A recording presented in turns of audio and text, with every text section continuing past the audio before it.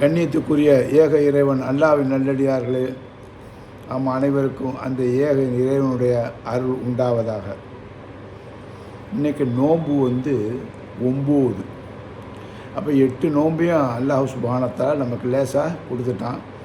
8 நோன்பு போனதும் தெரியல, அதில் ஒரு களைப்பும் தெரியல. இதுக்கு அல்லாஹ்வுக்கும் நம்ம சுக்குர் சொல்லணும். அல்லாஹும்ம அலா திக்ரிக்க வ சுக்ரிக்க ஹுஸ்னி இபாதிக்க. இப்போ இந்த 9வது துவா நாம் பார்ப்போம். இப்போ இந்த துவாக்கள்லாம் நமக்குள்ளே தான் ஒரு டிஸ்கஷன் பண்ணுறோம். இப்போ இந்த 9வது நாளில் 9வது நோம்பில் 9வது துவா பார்க்கும்போது, இப்போ நபிகள் நாயகம் ஸல்லல்லாஹு அலைஹி வஸல்லம் அவர்கள் இறுதி நபி. இதுக்கு முன்னாடி யார்? ஈசா அலைஹிஸ்ஸலாம். அப்போ ரசூல் ஸல்லல்லாஹு அலைஹி வஸல்லம் ஈசா அலைஹிஸ்ஸலாம் எவ்வளோ கேப்பு? உங்களுக்கு ஒரு 1500 வருஷம் அப்படி வச்சுங்க. அப்போ ஈசா அலைஹிஸ்ஸலாத்துக்கு மூசா அலைஹிஸ்ஸலாம் எவ்வளோ கேப்பு? ஒரு 1000 வருஷம் வச்சுங்க. மூசா அலைஹிஸ்ஸலாம் அவர்களுக்கும் இஸ்மாயில் அலைஹிஸ்ஸலாம் அந்த மாதிரி அவங்களுக்கு பாருங்கள் ஒரு கேப்பு. அப்போ இஸ்மாயில் அலைஹிஸ்ஸலாம் முன்னாடி யாக்கூப் அலைஹிஸ்ஸலாம் பாருங்கள், அது ஒரு கேப்பு. யாக்கூப் அலைஹிஸ்ஸலாம் 12 பிள்ளைங்க, அது ஒரு கேப்பு. யாக்கூப் அலைஹிஸ்ஸலாத்துக்கு முன்னாடி யார்? இப்ராஹிம் அலைஹிஸ்ஸலாம். அப்போ இப்ராஹிம் அலைஹிஸ்ஸலாத்துக்கு முன்னாடி யார்? லூத் அலைஹிஸ்ஸலாம். அப்போ இப்ராஹிம் அலைஹிஸ்ஸலாம். அதுக்கு முன்னாடி யார்? இப்படியே ஒவ்வொரு இறை தூதராக போனீங்கன்னா ஃபஸ்ட்டு, அதாவது ஆதமுக்கு அடுத்தது நூஹ் அலைஹிஸ்ஸலாம். அந்த நூஹ் அலைஹிஸ்ஸலாமுடைய வாழ்க்கை வரலாறு நமக்கு அல்லாஹ் சுப்ஹானஹு தான் சொல்லி காட்டுறான். அது நூஹ் அலைஹிஸ்ஸலாம்னா என்ன? லட்சக்கணக்கான வருஷம். நீங்கள் 1000ன்னு வச்சாலும் சரி, லட்சம்னு வச்சாலும் சரி, அதுக்கு எந்த விதமான ஒரு கண்டுபிடிப்பும் இல்லை. அல்லாஹ்வுடைய இந்த ஒரு பேர் தான் இன்றைக்கி சாட்சி. இன்றைக்கி சீரடிங்கிறாங்க பார்த்தீங்களா? இதெல்லாம் நம்ம ஆய்வு பண்ணுற பாருங்க. அதே மாதிரி ஆய்வுக்குள்ள அந்த பூமிங்கிற மாதிரி ஆய்வுக்குள்ள ஒரு புத்தகம் உலகத்தில்னாக்கா இந்த ஒரு புத்தகம் தான். இந்த புத்தகம் தான் ஒவ்வொரு இறை தூதரையும் சொல்லும் போது ஒவ்வொரு காலகட்டத்தையும் சொல்லுது. அப்போ ஒவ்வொரு காலகட்டத்தையும் சொல்லும் போது ஒரு சாட்சியத்தையும் சொல்லுது.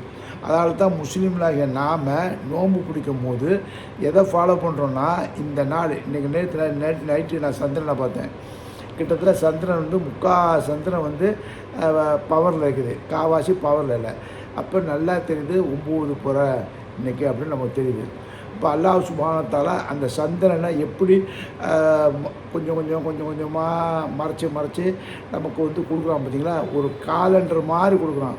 அப்போ இன்றைக்கி இஸ்லாமியர்கள் ஆரம்பத்துக்கு சாட்சி அளிக்கிறாங்க. ஆரம்ப இஸ்லாமியர் சாட்சி அளித்ததை, அந்த சாட்சியத்தை இன்றைக்கி நாம் பின்தொடரும். அப்போ ஒவ்வொரு இறை தூதரையும் பின்தொடரக்கூடிய பாக்கியம் யார் கிடைக்குன்னா, இந்த இஸ்லாமியருக்கு தான் கிடைக்குது. ஒவ்வொரு இறை தூதரும் மோமின் இஸ்லாம் யார் பின்தொடர்ந்தாங்களோ, அவங்க யார் ஃபாலோ பண்ணுறாங்களோ, அவங்க ஈசாவை பின்தொடர்ந்த மாதிரியா, அவங்க மூசாவை பின்தொடர்ந்த மாதிரியா, அவங்க இப்ராஹிமை பின்தொடர்ந்த, அவங்க நூஹ் நபியை பின்தொடர்ந்த மாதிரி. இது ஏன் அப்படி நான் சொல்கிறேன்னா, இதுக்கு எவிடன்ஸ் அல்லாஹ்வுடைய வார்த்தை, அல்லாஹ்வுடைய வேதம், அல்லாஹ்வுடைய கலாம், இந்த குர்ஆன் தான். இப்போ இந்த 9வது துவாவாக பார்ப்போம். இந்த 9வது துவா பார்க்கும்போது பிஸ்மில்லாஹிர் ரஹ்மானிர் ரஹீம். ரப்பி இஃபிர்லி, இறைவா என்ன மன்னி. ரப்பி இஃபிர்லி, என்ன மன்னி. வழிவாலிதைய என் பெற்றோடு, என்னுடைய அம்மாவை வாப்பா, என் தாய் தந்தரை மன்னி.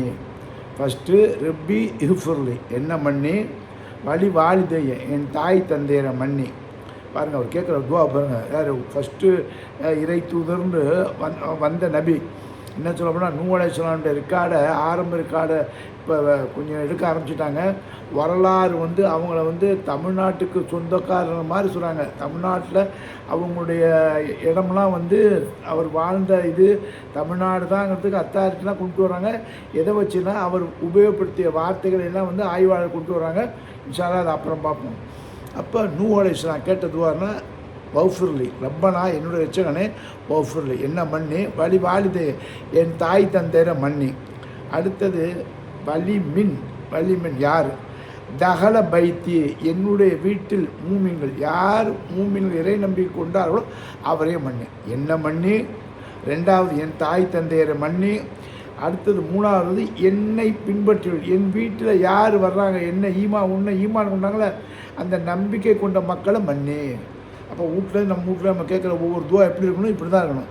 இறைவா என்ன மன்னி, சுயநலம். 2வது என் தாய் தந்தையரை மன்னி. அடுத்தது என் வீட்டில் யாரெல்லாம் ஈமான் கொண்டு நுழைகிறார்களோ அவர்களை மன்னி. இப்போ பாருங்கள், ரப்பி இஃபர்லி வலிவாலிதையி வலிமன் தகல பைத்தி, யாரெல்லாம் ஈமான் கொண்டு என் வீட்டில் நுழைகிறார்களோ அவர்களை மன்னி. ரைட்டா? அடுத்தது பாருங்கள் இன்னொன்று, மேலும் மூமினீன வல் மூமினாத், ஈமான் கொண்ட ஆண்களையும் பெண்களையும் மன்னி. அவங்க எங்கே இருந்தாலும் சரி, என் வீட்டுக்கு வரணும்னு இல்லை, என் வீட்டு இல்லாமல் பரவி கிடறாங்க பாருங்கள். மூமின் கொண்ட யார்? இஸ்லாமியர்கள், மூமின் கொண்ட ஆண்கள், மூமின் கொண்ட பெண்கள், இவர்களே மன்னிங்கிறாங்க. அப்போ அவங்களோட துவா எங்கே இருக்குன்னா, முதல்ல தனக்கு ரப்பி ஈஃபுர்ல என்ன மன்னி, வழி வாலிதே நான் வெளியே வந்த காரணமாக இருந்த என் தாய் தந்தவரே மன்னி. அடுத்தது லிமன் தகல பைத்தி, என்னுடைய வீட்டில் மூமின்கள் நுழைகிறாங்க அப்புறம் நம்பிக்கொண்ட அவங்கள மன்னி. என்ன மன்னி, என் தாய் தப்பனை மன்னி, என் வீட்டில் நுழையும் மூமின்கள் நம்பிக்கையாளர் மன்னி. பிறகு வீட்டிலேருந்தே கேட்குறான் துவா பாருங்கள் எப்படி. இந்த உலகத்தில் எங்கே யார் யாரெல்லாம் இருக்காங்களோ நம்பிக்கை கொண்ட ஆண்களையும் பெண்களையும் மன்னி. இப்போ இந்த துவா எங்கே போய் பார்த்தீங்களா? அந்த துவா இந்த துவாவில் யார் மூமின்னு நமக்கு தெரியாது, யார் நம்பிக்கை கொண்ட ஆணுன்னு தெரியாது, யார் நம்பிக்கை கொண்ட பெண்ணுன்னு தெரியாது. பட் அவங்களுக்கும் இறைவன் கேட்க சொல்கிறான். அந்த கேட்க சொல்கிற பிரார்த்தனை தான் இந்த பிரார்த்தனை. என்ன மன்னி, நல்லா தெரியும் என்ன நான் அறிஞ்சிட்டேன், நான் எப்படி வெளியே வந்தேன், என் தாய் தம்பி மூலியம் வந்தேன், அப்போ அவங்கள மன்னி. அடுத்தது என் வீட்டில் யார் ஈமான் கொண்டு வர்றாங்களோ அவங்கள மன்னி. அடுத்தது எங்கே பரவி இருக்காங்களோ அந்த மூமீன்களாகிய ஆண்களையும் பெண்களையும் மன்னி அப்படிங்கிறாங்க. அநீதம் செய்பவர்களுக்கு நீ அழிவை தவிர எதையும் அதிகப்படுத்த. யாரெல்லாம் அநியாயம் பண்ணுறான் பாருங்க, இந்த இஸ்லாமியர்களுக்கு மூமீன்களுக்கு அநியாயம் பண்ணுறாங்க, இறைவனோட அடியாருக்கு யாரெல்லாம் அநியாயம் பண்ணுறாங்களோ அவர்களை விட்டுடாதே, அவர்களுக்கு அழிவை தவிர எதுவும் இல்லைன்னு இந்த துவா கேட்குறாங்க. 71வது அத்தியாயம் 28வது வசனம். நூஹ் நபி 71வது அத்தியாயம் நூஹ் நபி 28வது வசனம். அப்போ 71 படிக்கும் போது 71வது அத்தியாயத்தில் நூஹ் நபி படிக்கும்போது 28வது வசனம், அதுக்கு 28 தான் கடைசி வசனம். முன்னாடி ஒரு 2 வசனத்தை படிச்சினாக்கா இதோட உண்மையான தாத்பரியம் நமக்கு விளங்கும். அப்போது எந்த அளவுக்கு ஒரு இறை தூதர் பெருந்த மனப்பான்மையாக அப்படி எவ்வளோ பெரிய விசாலமான எண்ணமாக இருக்காங்க பாருங்கள். அந்த விசாலமான எண்ணம் தான் நமக்கு வேணும். நம்ம சுயநலம் கூட இல்லை, சுயநலத்துக்கு பொதுநலம் பெருசாக இருக்கணும். அப்போ நூஹ் நபிக்கே அந்த பொதுநலத்தை அல்லாஹ் சுப்ஹானஹு கற்றுக் கொடுத்துக்கலாம். அப்போ அதே பொதுநலம் தான் நம்மளையும் மன்னி. எல்லாம் என்னுடைய தாய் தப்ப மன்னி, என் வீட்டில் யாரெல்லாம் ஈமான் கொண்டு நம்பி கொண்டு வளரணும் அவங்களையும் மன்னி, உலகத்தில் எங்கெங்கே பரவி இருக்காங்களோ மூமின்கள் முஸ்லீம்கள் அவங்கள மன்னி. அப்போ எங்கெங்கே பாதிக்கப்படுறாங்களோ முஸ்லீம்கள் எல்லா முஸ்லீம்களும் மன்னி. அந்த முஸ்லீம்களுக்கு யார் வேதனை கொடுக்குறார்களோ, யாரெல்லாம் அழிக்க நினைக்கிறார்களோ அவர்களுக்கு அழிவை தவிர வேறு எதையும் அதிகமாக்காத. இது கேட்குறதுவா நூஹ் நபி கேட்குறதுவா.